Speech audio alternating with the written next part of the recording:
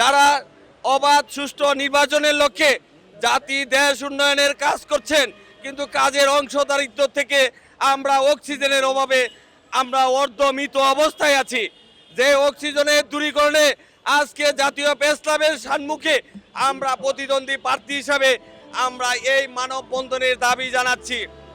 আসলে আজকের এই দাবিতে আমাদের প্রেস ক্লাবের সাংবাদিক প্রিন্ট মিডিয়া ভাইরা আমাদের এই দাবিগুলি জাতীয় মানববন্ধনের মাধ্যমে মাননীয় প্রধানমন্ত্রীর কাছে এই দাবিগুলি আমরা বিনীতভাবে আরজ জানাচ্ছি। যে আরজের পরে আমাদের বাংলাদেশে 18 কোটি মানুষ, 18,000 কোটি গাছের প্রয়োজন, তা থেকে 18 কোটি গাছও নেই। যার জন্য আমরা অক্সিজেনের দূরীকরণ থেকে এই অভাব থেকে আমরা দুগে দুগে বুক করে রুডে ঘাটে রাস্তাঘাটে হাসপাতালে ক্লিনিকে মানুষগুলি মৃত্যুবরণ করেছে।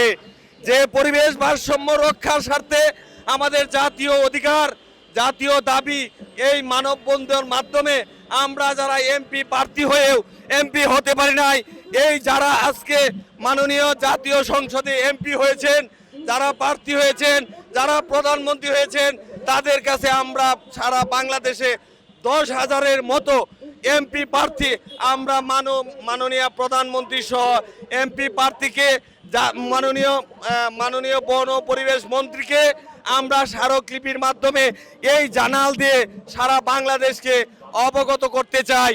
এবং প্রত্যেকটি মানুষকে সারা বাংলাদেশে 68,000 গ্রাম ছিল, বর্তমানে 87,319টি গ্রাম।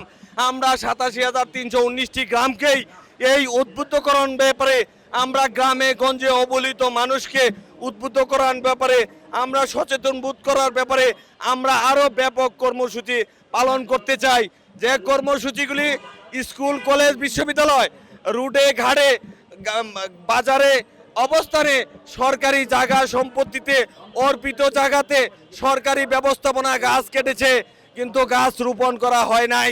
তা থেকে সরকার যে পরিমাণ অর্থ সরকারের কোষাগারে আছে, কিন্তু কোষাগার থেকে বের করে আমরা এই দাবি জানে মানুষকে অক্সিজেনের সংকট থেকে এই বন ও পরিবেশ প্রাকৃতিক দুর্যোগ থেকে মোকাবেলা করার জন্য আমরা এই মানববন্ধনের মাধ্যমে আত্মপ্রকাশিত করতে চাই।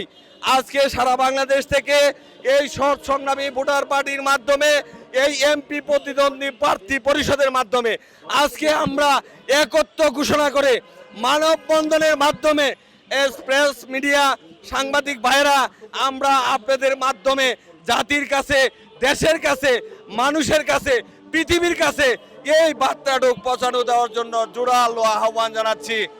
এই হিসাবে আমরা আরও দাবি জানাচ্ছি যে সারা বাংলাদেশের 18 কোটি মানুষের কাছে এই দাবিটুক, এই অধিকারটুক কিভাবে আমরা পৌঁছাতে পারবো সেই ব্যাপারে আপনাদের সহযোগিতা কামনা জ্ঞাপন করছি।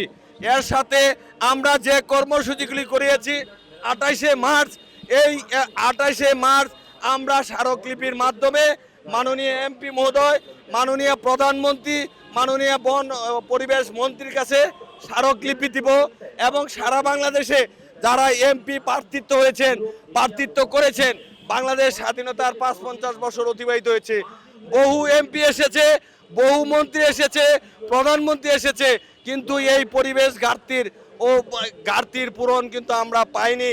না পাওয়ার লক্ষ্যে আমরা একটা সচেতন বুথ অবগঠন করে মানববন্ধনের মাধ্যমে আজকে আপনাদের মধ্যে আত্মপ্রকাশ করে আপনারা এটা আমাদেরকে জোরালো দাবি জাতির কাছে, দেশের কাছে, সমাজের কাছে, পত্রিকা প্রিন্ট মিডিয়ার মাধ্যমে এই জোরালো আহ্বান জানিয়ে সকলের সুস্থ এবং সকলের মঙ্গল এবং সকলের আত্মপ্রকাশ এবং একত্রিত হওয়ার জন্য এই সুস্থতায় কামনা করে আমি আমার সংক্ষিপ্ত বক্তব্য শেষ করলাম।